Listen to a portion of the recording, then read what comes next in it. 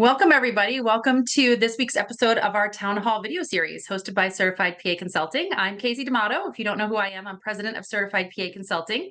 We've been around since 2009, so quite some time. And we are a collection of expert PAs with varied business, leadership, and different experiences. So we help PAs navigate salary negotiations, business decisions, career decisions, starting a business. I mean, when I say business decisions, like starting a practice and everything in between. So we're become the go-to resource, like the leading experts when it comes to these professional issues that we're not taught in PA school. And we're very passionate about sharing the information that we have learned over the years, whether that's managing a multi-million-dollar practice, managing a big team. Some of us are certified life coaches. We've got all the things covered. We've got a team member who owns their own practice, and we help people through these professional issues and challenges that can feel very lonely and very scary because we're not taught this in PA school. And we look to our peers and friends and colleagues for guidance, but it's not customized in a way with a systematic approach, the way that we work with our clients one-on-one. So we have one-on-one coaching available, as well as group programs and on-demand programs and everything in between. Some things are free, some things are low cost, and some things are a little bit more of an investment if we're really working together over a long time period, over a process where you're starting a practice or going through a big career change or something like that, so that you have someone there by your side every step of the way, an expert to guide you in those big transitional times in your career. So today we're talking about how to negotiate when you have two job offers, or how to deal with that. Danielle Spahod is here, who's our senior consultant when it comes to salary negotiations. And she's an expert in this area, looking at terms of contracts and understanding how to best negotiate for you. It's going to be different for everybody.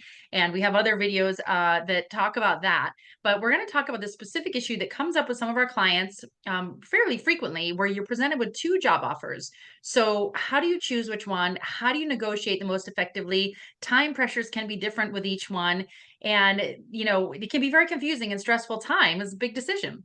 So I'm going to hand it over to Danielle to share some of the tips and some of the tools that we use with our clients when we're helping them through this decision-making process and the negotiation process when we have two job offers on the table. It's a good problem to have, actually, one of the best problems Mhm. to have when you have two offers. So we kind of like this problem because it's a good problem. But I'll hand it to Danielle to talk through some of the steps and how we help clients through this complicated time in their negotiation process. Yeah, thanks, Casey. So I would say the very first tip that I would give to someone who is comparing two different job offers or more, we've talked to clients who have multiple job offers, even more than two. So the first thing is to define your own individual deal breakers. So this is different. I think a lot of people think that it's automatically money for everyone, and it's not. So I talk to a lot of clients, and sometimes we reveal this through their one-on-one session, that their deal breaker they may have thought was money, but we start to get clues as we talk and as we get more information that actually their deal breaker may be something different, like time off. Or I've talked to other clients where the relationship in the office, the team dynamic of the office, the respect, the support in the office is key to them. And the money, the time off, that doesn't matter to them. So everybody is very different, and your deal breakers are very individual to you. And it is really your responsibility to figure that out for yourself. If you don't already know that and you need a coach to kind of help you through that process, we're here for you. But if you haven't already defined those deal breakers, that really should define your decision making, because it will guide you in the questions you ask, the interviews. Also, yeah, when you're a new grad, you might not be interviewing your employer as much, but as you get more experience, you're interviewing your employer too. So it kind of guides you in that decision making and in the questions that you ask, and in person and virtually, and in any interview it's important to know what exactly is most important to you. What are the top two, three things that are most important to you in this job? And what didn't go well in your past job? What was really important to you that you were missing in your past career? So that is something I would say is number one that will guide you and help you pick the offer. Yeah. The second point I would say is to shadow. So this is something that I think a lot of PAs and NPs miss.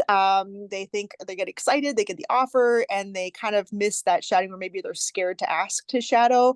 It is totally normal. I hire lots of PAs and NPs, and I actually expect them to shadow with us in our clinics. So If they don't want you to shadow, that might be something that you kind of wonder about. And really, if you can, get time with the supervising physician, the other PAs and NPs in the office. If you can get some one on one time with them, that would be great.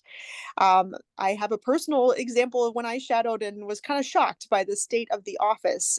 This was many years ago. So, this is something that you want to make sure that you're spending some time in. If you're going to invest a lot of time in your career with this place, you want to make sure that you know what that office looks like, what the culture is at that office.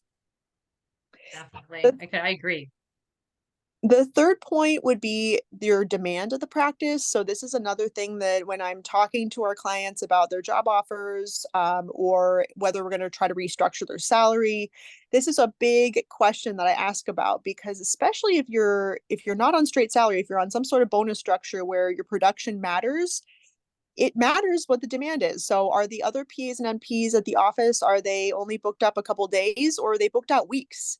So if your production bonus is going to be, dependent on this, you want to know and get those numbers to guide you as to how maybe this one offer has a lot of patient demand and maybe this other offer is at a smaller place that doesn't have as much patient demand, they're still building. And that may not matter to you if you're on a base salary, just a straight salary, or a large base salary. That may not matter, or maybe we'll build a different structure for you that builds over years as you build your practice. So that's something to consider when you're considering your two different offers or more.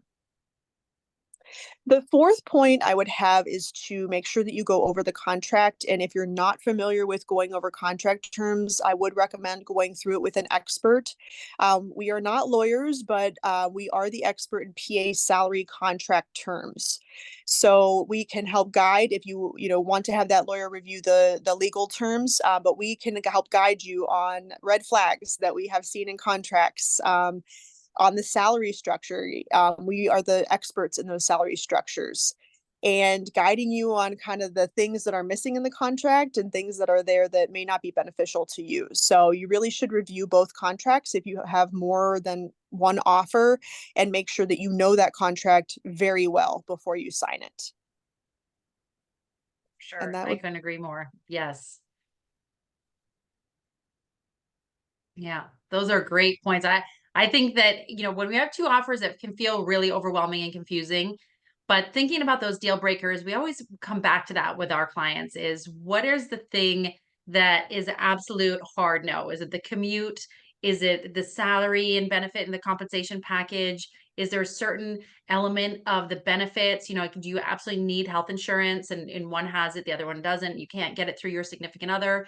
So are there certain things, or maybe it's a schedule, maybe you need some flexibility in your schedule, or maybe one offer has some on call on weekends, and that's really something that is a hard no. So knowing those deal breakers, because even if the compensation is stronger in one, but there's maybe a longer commute, or you're going to have to be on call some weekends, and for your personal life, that's just not going to work. So it's really important to stay true to yourself. And it's the money is one element, but all those other deal breakers are very important, because we've had clients that have chased the money, for lack of a better term, and they come back to us a year later looking for another job because they're miserable. And even though they might have a very healthy bank account, this is not sustainable for them long term, whether it's the hours or the commute, or the duties themselves maybe aren't fulfilling. Maybe there's some limitations in the procedures or the things you're going to be doing, or maybe there is not enough independence or too much autonomy in a satellite office, or there's something about it that just isn't going to work long term. And so it's really important to stay true to yourself. I think that's one of the biggest ones when you're looking at two offers, to really think about the one that, as you were going through all four, and I was thinking about clients we've had and different examples, that's the one that I think probably is the most impactful when looking at multiple offers, and really honing it in. So, but those were all great points. And so I know that that's going to be really helpful for people that have two offers. They can watch this video and get some insight into, how to make their best decision. If you're watching this video and you feel stuck and you're not sure, and you're still, you got some insight, but you're still wondering how to make this final decision. Like, they're still very close. They're almost neck and neck, these two offers, and it's very challenging. Think about your long-term goals, and there's other ways that we can help you make these decisions. And there's also things that we can help you try to negotiate. If they're really truly even in almost all categories, we can help you with some negotiation strategies to see if we can push, which one you can push a little bit more in your favor when it comes to negotiation. So, if you are struggling or you feel intimidated about the negotiation process, it feels very scary and causes you a lot of anxiety, please don't hesitate to reach out to us because we have lots of other free videos. We've got, workshops that you can do. We've got an on-demand program called Master the Boss Mindset that's low cost and it qualifies for Category 2 CME. You can bundle that with private coaching, or you can jump straight into a private coaching session. You'd meet with Danielle and hop on the phone for an hour and you'd go step by step through what's going on, what your goals are, what these two offers are, and she'll really help you break it down and help you come up with a custom negotiation strategy for both offers so that you can go back to the table with something and feel confident and not feel scared about it because it's not confrontational and it's not something to be uncomfortable about. It's just a dialogue to just see if there's a little bit more room there. So you don't have to go through this alone. If you do feel that you are a little intimidated by the negotiation process and you're truly not sure which way to go, or sometimes the timing isn't lining up exactly, and you're like, how do I kind of stall one a little bit longer so I have a little more time with the other one, things like that. We can help you with some of those strategies. Not everybody will have the flexibility to allow you to extend, but there are a few things that you can do to buy a little bit more time. And also red flag if someone's giving you they give you the offer today and they say, we need to know tomorrow. That's typically a red flag. You should have plenty of time to review the offer, to consult with experts, whether it's us, consult with attorneys for final review. Like you should have plenty of time. If you're having real pressure that you just got delivered an offer and they want an answer tomorrow, that's typically a red flag in a lot of ways. We understand that they have some urgency, but you need to do your due diligence as well. But don't hesitate to reach out. Our website, Certified PA Consulting, we have lots of resources, free videos there. You can contact us through the contact page. You will get a response the same business day, typically within 12 hours or less. Or you can email team at Certified PA Consulting and you will get Katie on our team and she will get back to you and answer any questions, point you in the right direction for the right resources. If you like these videos, I always forget to say, make sure that you like the YouTube thumbs up and subscribe to our YouTube channel because then you'll be notified for every video that we put out. We typically put out 2 a month. And so hopefully these videos are helpful for you, helping you navigate all of these challenging professional issues that we are not taught very much about as we venture through our careers as PAs. So hopefully this video is helpful for you.